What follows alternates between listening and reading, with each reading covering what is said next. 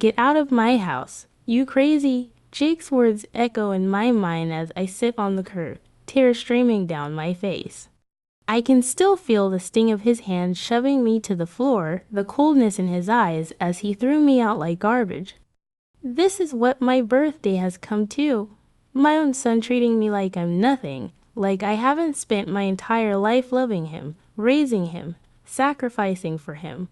And now, because of that wretched wife of his, he can't even stand the sight of me. Amber, even her name makes my blood boil.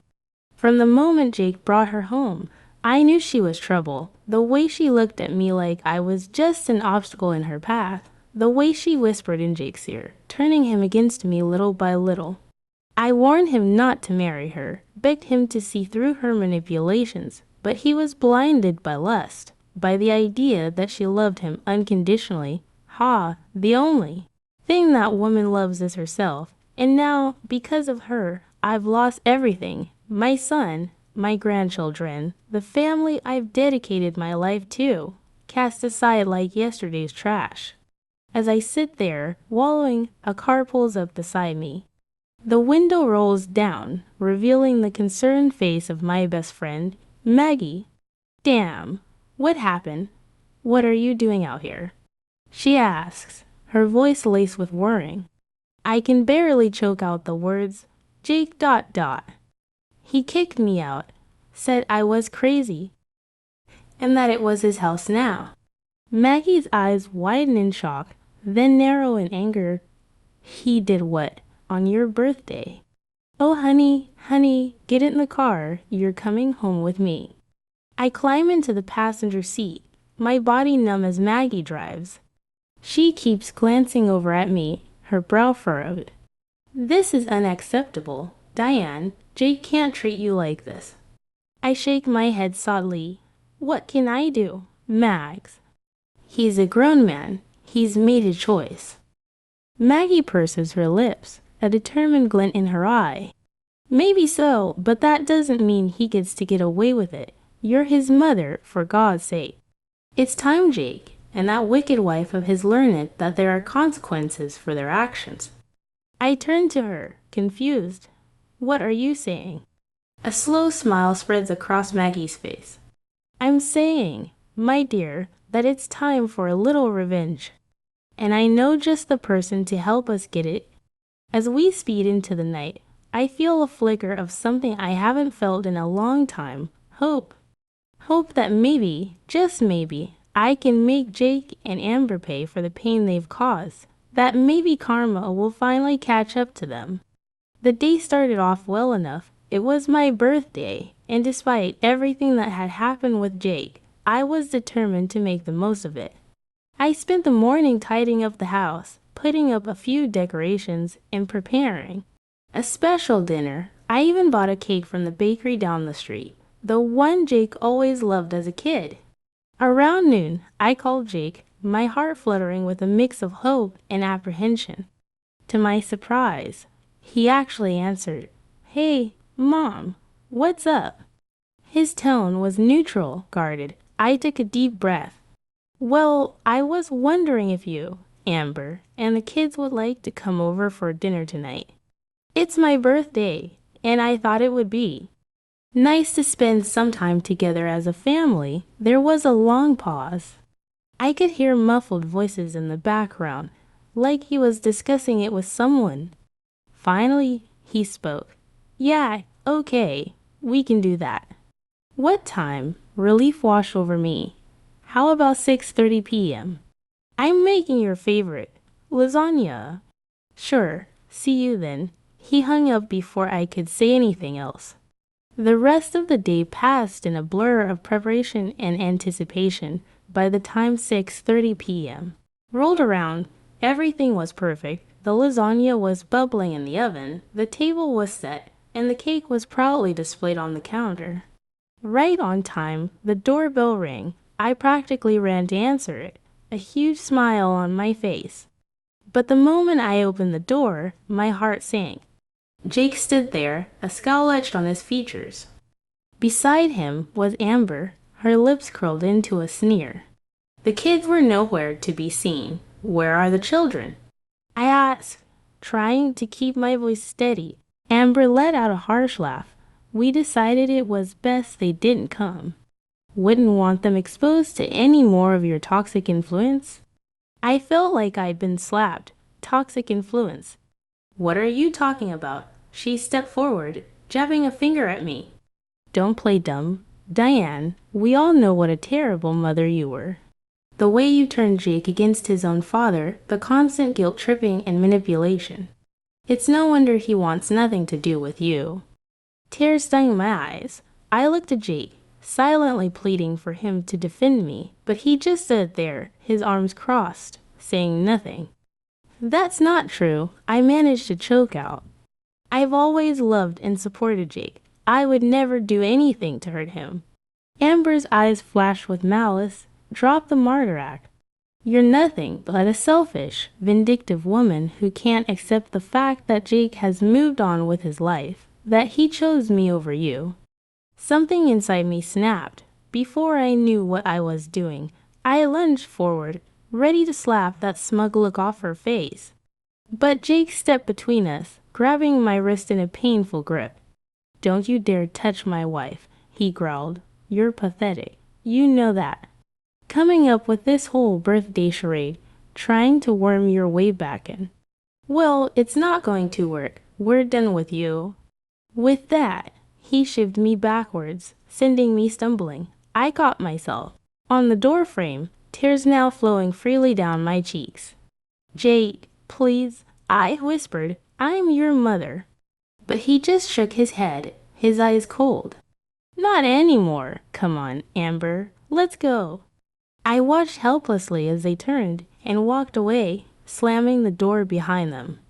The sound echoed through the empty house, a brutal finality to it. And there I stood, alone on my birthday, my heart shattered into a million pieces. I don't know how long I stood there, frozen in the aftermath of Jake. Amber's cruelty, minutes, hours, it all blurred together. The pain in my chest was unlike anything I'd ever felt before, a deep, aching void that threatened to swallow me whole. Eventually, I managed to close the door, my hands shaking.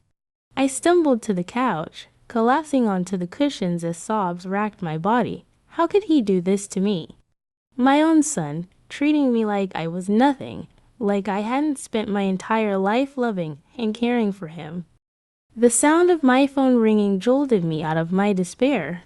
I glanced at the screen, seeing Maggie's name.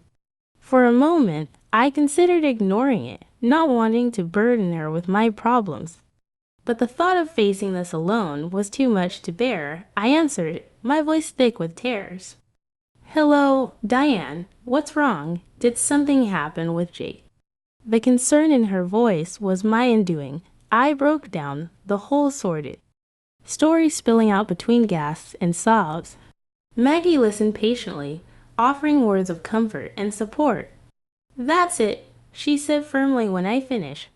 This has gone too far. Diane, Jake and Amber can't keep treating you like this. It's time for them to face some consequences. I sniffled, wiping my eyes. What do you mean? I mean it's time for a little payback. They think they can just walk all over you, but they've got another thing coming. You're a strong woman, Diane. It's time to start acting like it. Her words ignited a spark within me, a flicker of anger amidst the pain.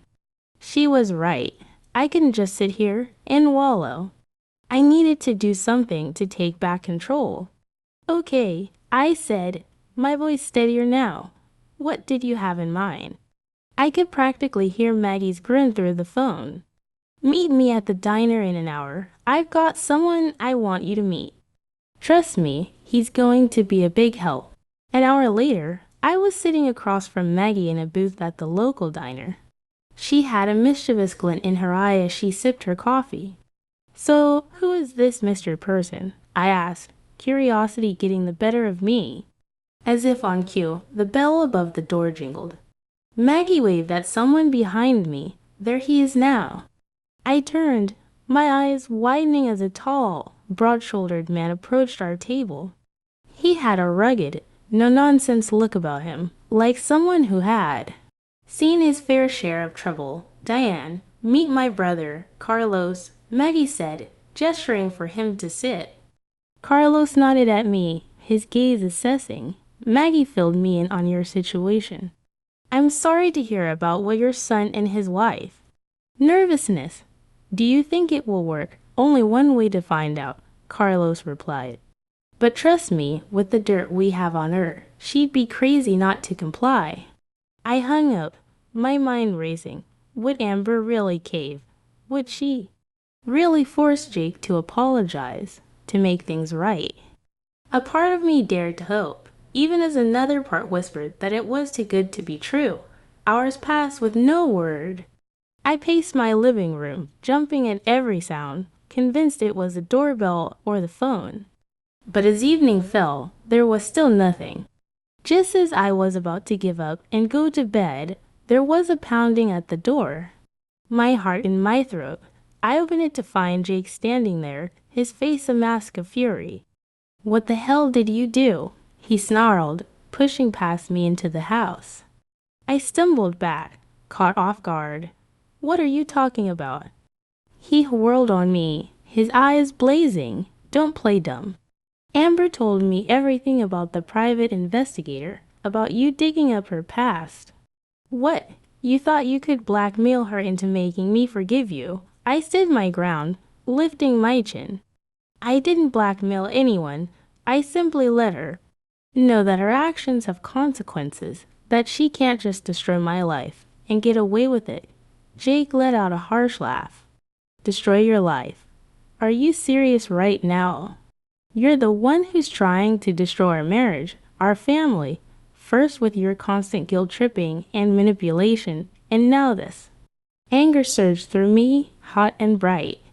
I'm not the one who turned you against me, Jake. That was all Amber. She's poisoned you. Can't you see? That she's a criminal, a liar, maybe even a murderer. For a moment, Jake looked stunned. Then his face hardened. You're unbelievable. You really think I'm going to believe your crazy accusations over my own wife, the mother of my children? They're not accusations, they're facts. Carlos found proof. I don't care what your little detective friend found. Jake roared, Amber is my wife, and I trust her. I love her, and nothing you say or do is going to change that. Tears stung my eyes, blurring my vision. So that's it then. You're choosing her over me, your own mother. Jake's jaw clenched. You made that choice for me the moment you decided to pull this stunt.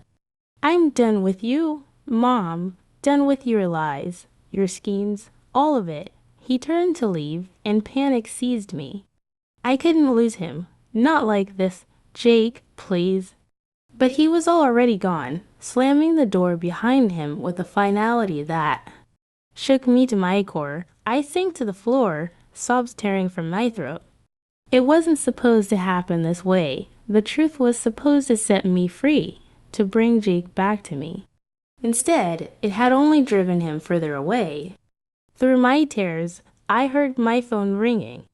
It was Carlos. I answered, my voice thick and shaky. Diane, what happened? Did it work? A bitter laugh escaped me. No, it didn't work. Jake, he's gone. He chose Amber. There was a pause, then Carlos spoke, his tone determined. Then we move on to plan B. We go to the police, get them to reopen the investigation into Amber's ex's death. I shook my head, even though he couldn't see me. What's the point? It won't change anything. Jake made his choice. This isn't about Jake anymore, Carlos said firmly. This is about justice, about making sure Amber pays for what she's done, one way or another. I closed my eyes, exhaustion and grief washing over me. Could I do it? Could I really destroy my son's wife, the mother of my grandchildren?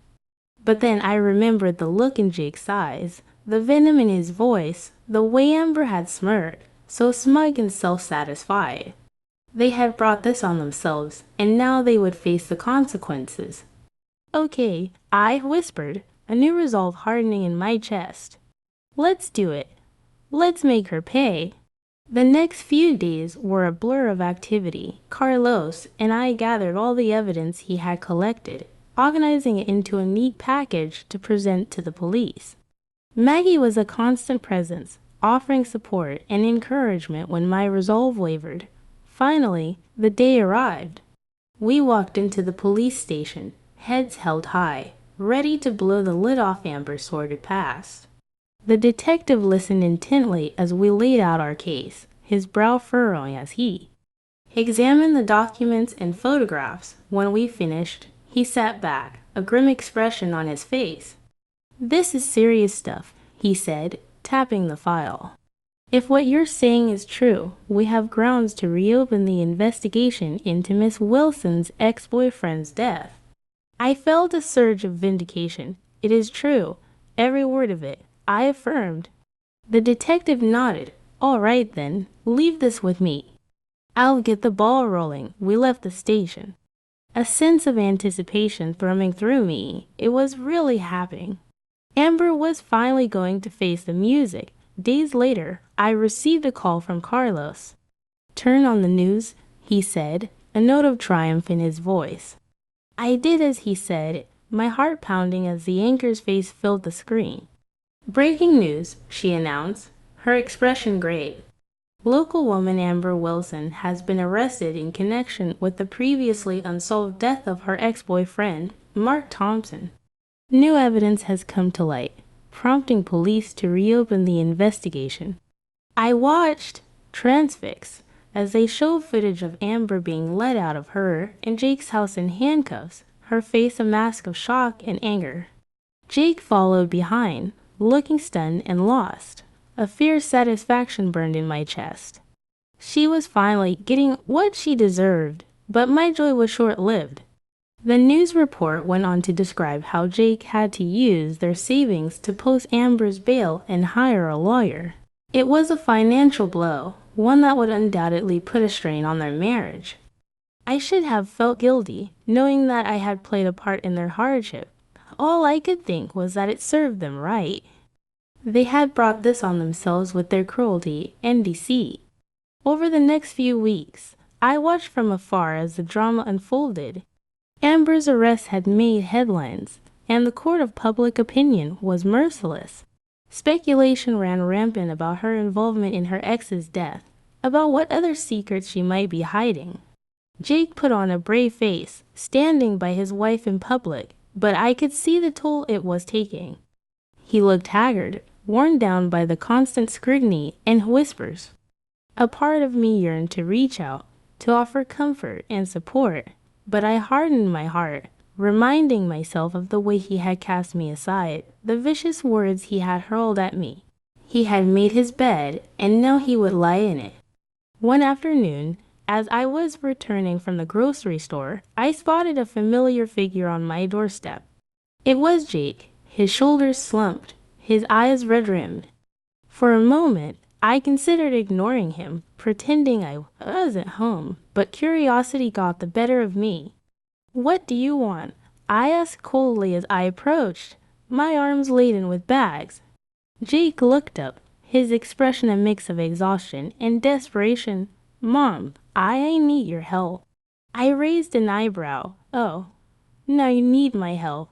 What happened to being done with me and my schemes?" He flinched as if I'd struck him. I know I said some awful things, but this ... this is bigger than that.